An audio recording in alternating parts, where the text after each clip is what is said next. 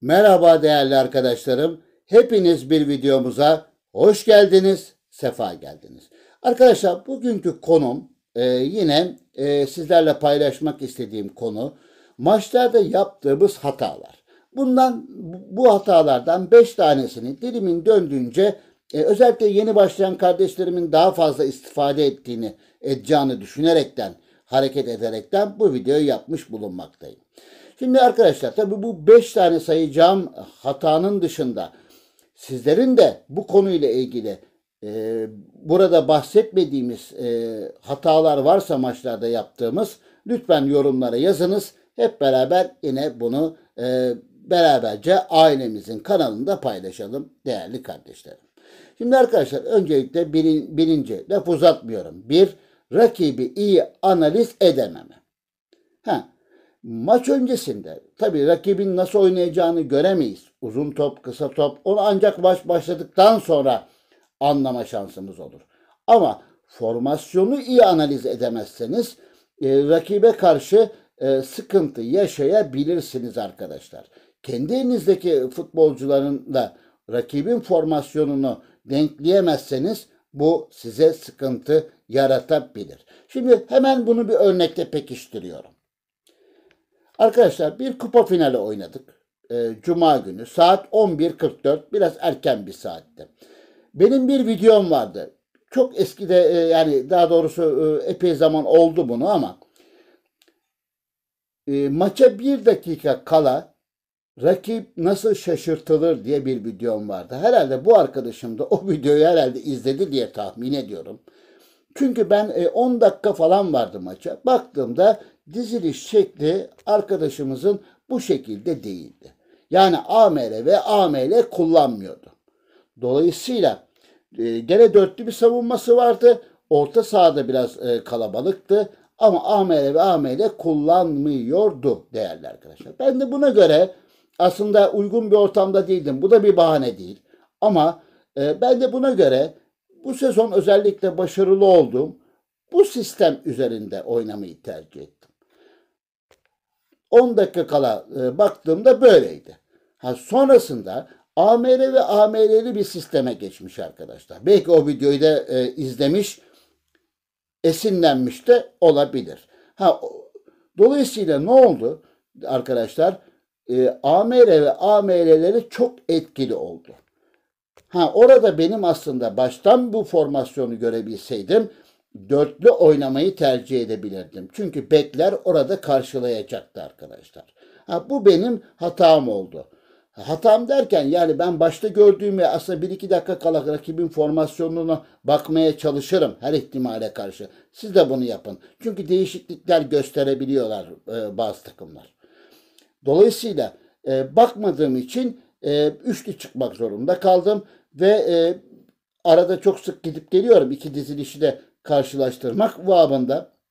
Dolayısıyla orta sahada gene bir fazlalığımız olmasına rağmen maçı 4-1 gibi bir skorla kaybettik ve kupaya da veda ettik finalde.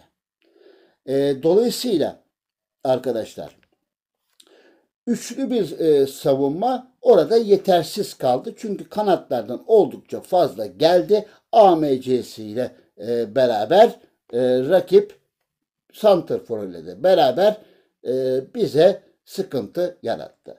İşte istatistiklerde maçta görünüyor. Ben o andan itibaren dörtlüye dönebilir miydim? Dönebilirdim belki ama çünkü geç saatte antrenman yapılmıştı. Yedekten sokacağım bekler olarak uygun değildi. Kondisyon olarak da uygun değildi. Bunu da aslında maç esnasında düşündüm. Dörtlüye dönebilseydim belki biraz daha dengeleyebilirdik maçı diye düşünüyorum. Ama sonuç itibariyle böyle oynamayı tercih ettim. Artık dedim çünkü 9-10 dakikalık bir süre içinde dolayısıyla hemen onları değiştirmek yapmak bir anda uygun olmadı ve böylece bir kupayı kaybetmiş olduk. Yani rakibin formasyon analizi çok önemli. Bu olay her zaman olmaz. Çünkü her rakip böyle 1-2 dakika kala formasyon değiştirmez. Ama bu arkadaşımız değiştirdi. Tebrik ediyoruz. Arkadaşlar şimdi bundan sonra gelelim kadro ekranına. Varan 2. Madde 2.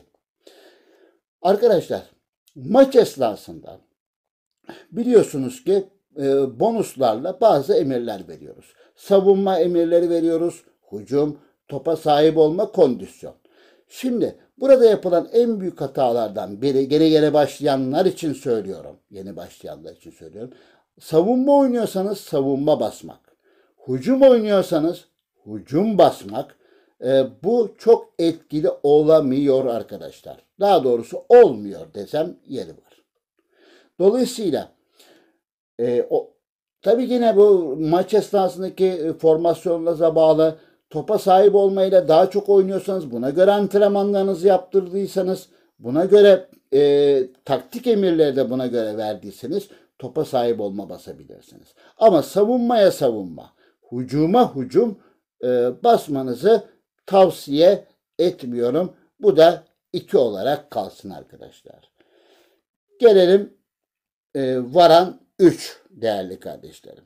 Şimdi takım anlayışları burada maç esnasında da tabii bunları değiştirme şansımız oluyor biliyorsunuz. Yeni başlayan kardeşlerim için özellikle yine tekrarlıyorum bu cümlemi. Arkadaşlar takım anlayışında normal o savunma oynarken değerli arkadaşlar muhakkak surette savunma oynadığınız zaman bazı arkadaşlarımızın presi yüksek tuttuğunu biliyorum. Bana gelen çünkü Messenger'dan özellikle gelen arkadaşlar var. Soru soran kardeşlerim var.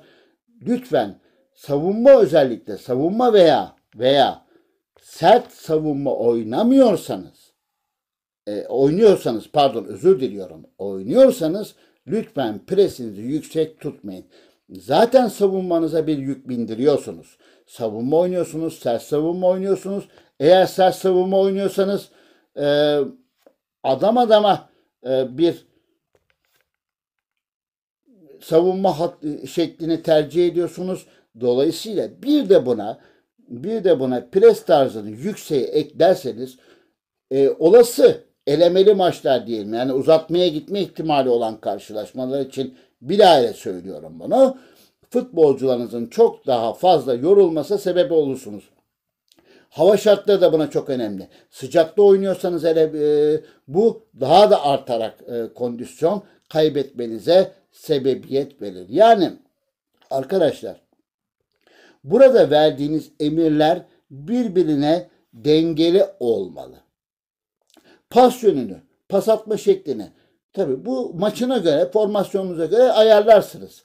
Ama lütfen yüksek presle maça en azından başlangıç aşamasında başlamamayı tercih etmenizi öneriyorum değerli arkadaşlar. Varan 4 değerli arkadaşlar. Şimdi değerli kardeşlerimden bana gene Messenger'dan bazı formasyonlar geliyor. Şimdi öyle formasyonlar var ki arkadaşlar. Öyle formasyonlar var ki. Mesela burada şu şekilde bir şekilde oynayan değerli kardeşlerim var. Yani bir güruhu hücuma yani bir oyuncu topluluğu fazlalığını hücuma veya bir oyuncu topluluğu fazlalığını birinci bölgeye savunmaya yıkmak bir formasyon hatasıdır arkadaşlar. Mesela evet hücumda çok fazla oyuncuyla belki gol bulabilirsiniz. Ama rakibin yani sizin sonlandıramadığınız ataklarda da dolayısıyla 5 kişiyle 6 kişiyle 3. bölgede pardon özür dilerim 3. bölgede fazlalık teşkil edersiniz ama savunmada da açıklar verirsiniz. Aynı şeyin tam tersi. Oppositini söylüyorum. Örnek çok fazla üçlü, dörtlü, beşli yani şöyle söyleyeyim. Tabii buna müsaade etmiyor. Şöyle yapalım. Yani arkadaşlar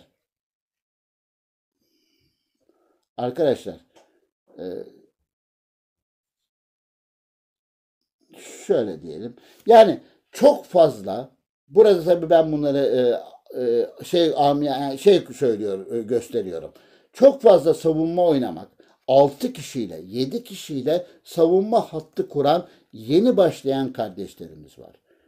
Evet, tamam, savunma, ama yediğiniz bir golde, olası yediğiniz bir golde bunu çıkarmak için 7, bir de kaleci 8, geri kalan 2 kişiyle e, buna karşılık vermek durumunda kalıyorsunuz. Yani formasyon hataları bizim maçlarda yaptığımız hatalardan bir tanesi. Özür diliyorum değerli kardeşlerim. Evet, son olarak geçelim. Hemen şurayı bir düzeltelim. Müsaade ederseniz. Bir düzeltelim. Evet, eski yerine getirelim. Ben genelde bu sezon bu şekilde oynuyorum. Başarılı olduğumu söyleyebilirim değerli arkadaşlar. Arkadaşlar, bir de beşinci hatamız hava şartları. Bakın, bunu daha evvel videomda da belirttim. Hava şartlarını dikkate almıyoruz. Sıcak havada, eğer günün maçında sıcak havada oynuyorsak lütfen buna göre antrenman planlarımızı yapalım. Çünkü sıcak havada, soğuk havada oynandığı zaman oyuncuların genleşmesi, yorulması gibi vesaire vesaire birçok etken, varan 5 olsun bu. Dolayısıyla bunlar etki altında kalıyor arkadaşlar. Hal böyle olunca dolayısıyla hava şartlarının önemi de bazı oyunculara göre çok önemli değil. Yani hiç önemli değil ama önemli arkadaşlar. Yüzdesi belki az olur. Diğerleri kadar çok etki etmeyebilir. Ama bu da yapılan hatalardan bir tanesi. O günün kaç tane karşılaşması varsa tabii ki değişik değişik havalarda oynanıyor. Ona göre de hareket etmekte bence fayda var değerli arkadaşlar. Yine söylüyorum. Bunların haricinde sizlerin de aklına gelen herhangi bir şey varsa paylaşmanızı önemli rica ediyorum değerli kardeşlerim. Hepinizi saygı ve sevgiyle selamlıyorum. Bir başka videoda görüşmek üzere. Hoş ve esen kalın.